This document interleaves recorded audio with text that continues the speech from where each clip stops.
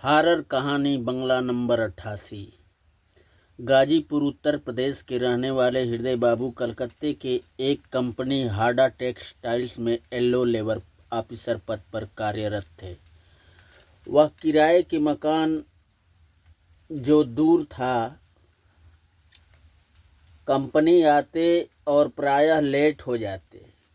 उन्होंने कंपनी के मैनेजर कांता बाबू से अपनी यह मजबूरी जताई थी। हृदय बाबू को आज प्रसन्नता हुई कि ऑफिस आते ही शुभ समाचार सुनाया मैनेजर ने।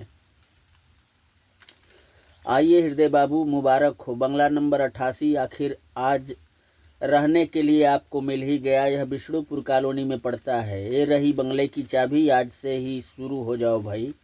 जी शुक्रिया कांता बाबू। और चाबी लेकर हृदय बाबू बाहर आ गए। चपरासी हृदय बाबू को निरेखता मैनेजर के पास पहुंचा और बोला, क्यों मैनेजर बाबू? हृदय बाबू ने बंगले के बारे में क्या कहा? वही कहा जो पहले वाले कहे थे। उनकी पतलूमें गीली हो गई थीं। भाग गए ससुरे, कंपनी ही छोड़ दी। अब ए जनाब बंगला नंबर 88 में रहने चले हैं। चपरासी मैनेजर दोनों ठहाके लगाते हंसने लगे थे। इधर सूरज अस्त हो चला था और पूर्णिमा की टह खिली चांदनी रात अपना आंचल पसारना शुरू कर दी थी। हृदय बाबू अपना सामान रिक्शे पर लादे फादे विष्णुपुर कॉलोनी के बंगले नंबर 88 पर आ गए। अब रुक जाओ भैया, उस रिक्शे वाले व्यक्ति को हृदय बाबू ने कहा, इसलिए कि कलकत्ते में रिक्शा आदमी लेकर दौड़ता है। रिक्शा वाला उनका हेल्प किया, सामान बंगला नंबर 88 में ले गया। कितने पैसे हुए भाई? हृदय बाबू ने कहा। बाबूजी 200 रुपये, रिक्शे वाले ने कहा। पर्स से पैसे निकाल कर हृदय बाबू ने दे दिए। रिक्शा वाला चला गया था। हृदय बाबू अपने बंगले में आ गए। एक गोल्ड फ्लैक्स की सिगरेट जलाकर कस लेते हुए कलाई में बंधी घड़ी पर नज़र दौड़ाए। रात्रि के 11:30 बजे का समय हो चला था। आते वक्त होटल में खाना खा लिए थे, अब सोना था। दरवाज़ा बंद करके बिस्तर पर अभी लेटे ही थे कि तभी आंखों का धोखा कहा जाए या सच्चाई, एक औरत आकृति आंगन में भागती हुई संडास रूम की तरफ जाते दिखी। आंगन चांदनी में नहाया हुआ था, जिससे कोई हरकत साफ दिखाई दे जाती थी। हृदय बाबू उठे, हाथों में लाइटर लिए और संडास रूम की तरफ लाइटर जलाया। संडास रूम से छम छम छम छम छनन छनन पायल की छनकने की आवाज़ आ रही थी। संडास रूम का दरवाज़ा बाहर से बंद था।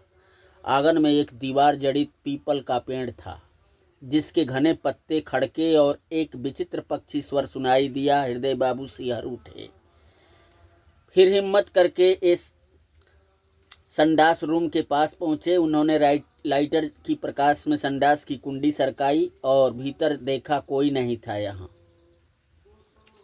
वे फिर अपने बिस्तर पर लौट आए और बुदबुदाए, औरत नहीं, नहीं, मेरा वहम हो सकता है।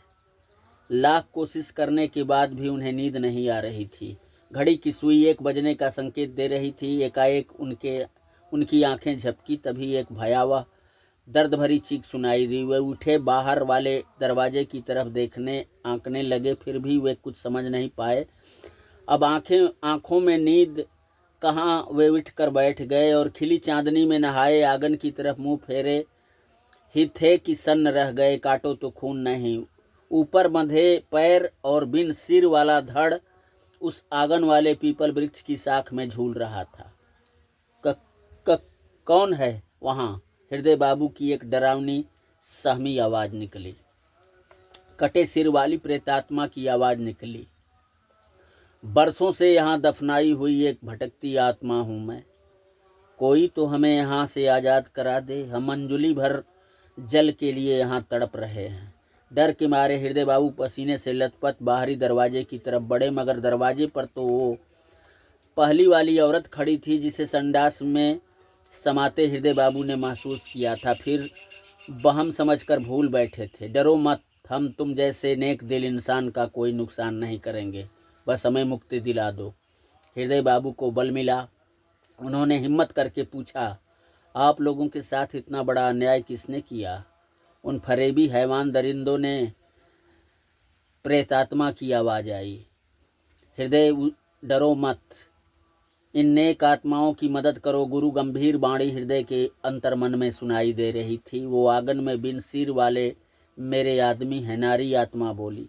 वो तूफानी रात मुझे आज भी याद है। तब यहाँ यह बंगला नहीं था, पर बंगले के कंस्ट्रक्शन का काम चल रहा था। चारों तरफ ईंट पत्थर फैला हुआ था।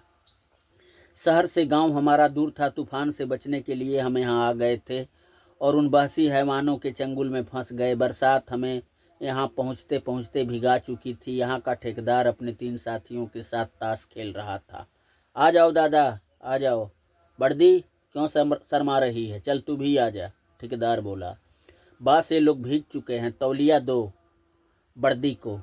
उस बास जैसे दिखने वाले ठेकेदार का एक साथी श्यामा बोला। ए ले बर्दी, भीतर जाकर अपने कपड़े बदल ले। बास अपनी तौलिया युवती की तरफ बढ़ाते बोला। युवती तौलिया लेकर भीतर चली गई थी कपड़े बदलने। बास, माल तो बहुत करारा है, दूसरा साथी बोला। ए क्या बोला रे? जबान संभाल कि नहीं तो तेरा मुंह तोड़ दूंगा। मेरे सामने मेरी पत्नी को अगर ऐसा बोला तो। युवती का पति बोला। चुप कर, कहाँ की पत्नी? अब तो वह आज की रात हम सबकी पत्नी रहेगी। बास विषैली मुस्कुराहट होठों पे लाते हुए बोला। ए हरामी की औलाद, जुबान सुबान कर संभाल कर बात कर। युवती का पति फिर दहाड़ उठा। क्या बात है जी? कुछ बोला इन लोगों ने? युवती बोली। वाह, तौलिए में कैद ए गदराई जवानी अच्छी नहीं लगती। मेरी जान, जरा तौलिया हटा देना। ठेकेदार ललचाई नजरों से युवती के बदन को घूरने लगा था। अबे सुअर की औलाद, क्या बोला रे?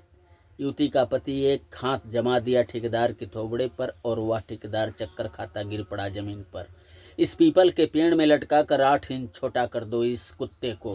थप्पड़ खाकर तिल मिलाया ठेकेदार दहाड़ उठा।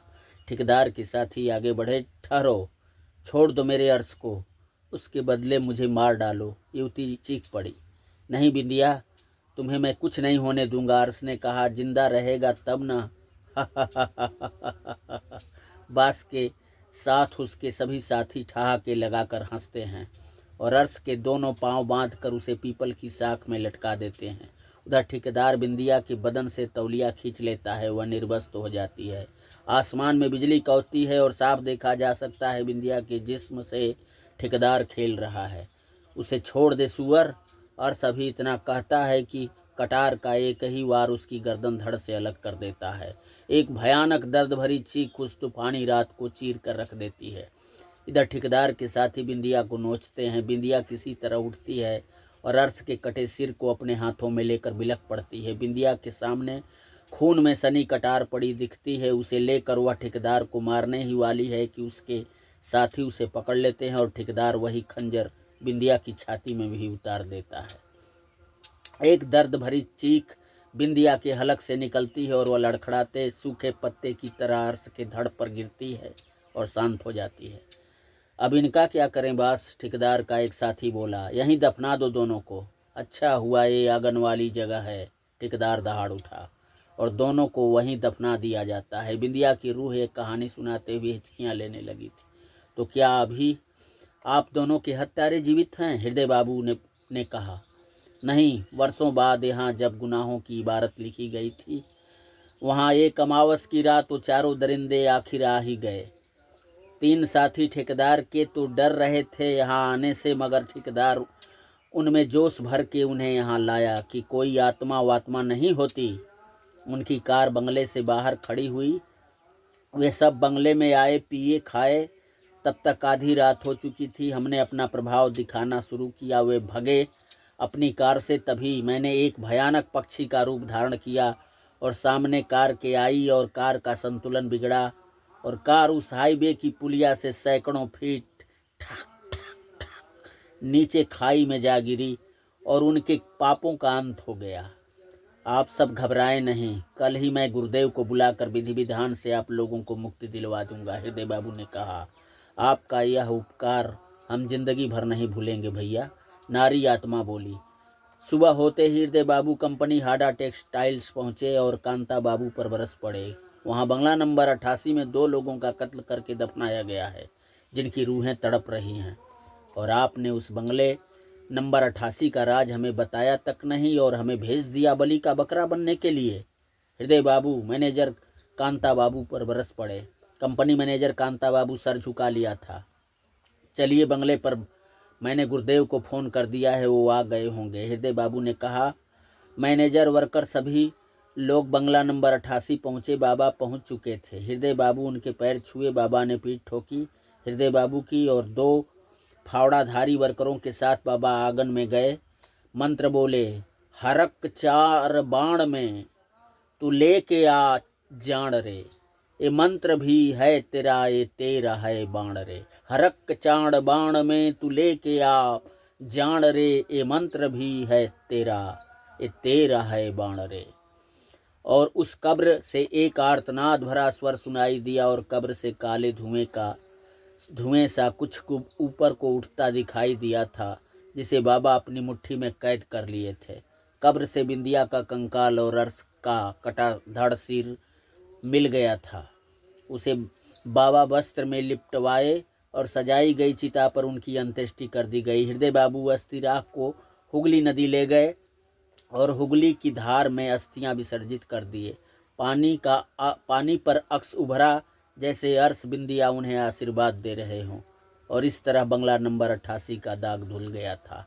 हॉरर कहानी बंगला नंबर 88 कैसी लगी, आप लोग हमें लाइक, सब्सक्राइब, कमेंट के माध्यम से बताएं और हमें प्रोत्साहन दें। हमारे चैनल को सब्सक्राइब करें और हम अगली कहानियां लेकर के आप लोगों के सामने जल्द प्रस्तुत होंगे। नमस्ते।